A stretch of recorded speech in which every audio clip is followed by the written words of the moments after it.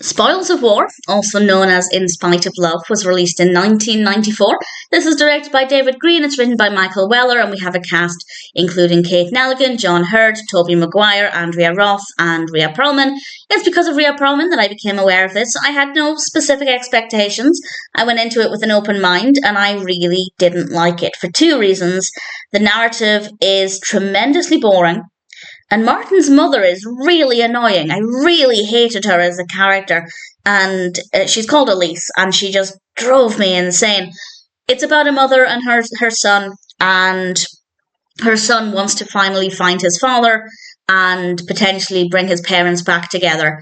And there's not much else going on there. It's an interesting look at a relationship between Martin, our protagonist, and his parents and what it's like growing up without his father. And yeah, I guess that's okay. It's not interesting, but at least it has something to offer. But the narrative is just tremendously stale. It is so slow. It is so dull. Most of the characters are just boring. But as I said, Elise is just so irritating. I really hated her. I could not get on with her, and she made it a really tedious experience. So dull and occasionally very annoying characters.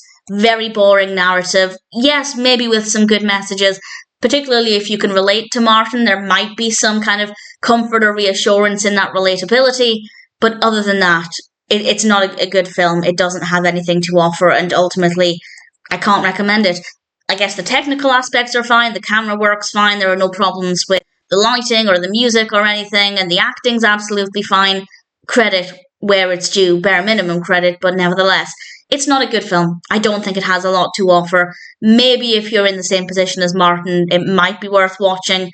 But otherwise, I'd say it's definitely not worth watching. The only thing I liked is Rhea Perlman. I watched it for Perlman. She's in it a decent amount, so I was happy with that. But other than that, Spoils of War or In Spite of Love has, in my opinion, not much else to offer. And unless there's a very specific reason why you want to watch it, I'd say it's absolutely not worth watching at all.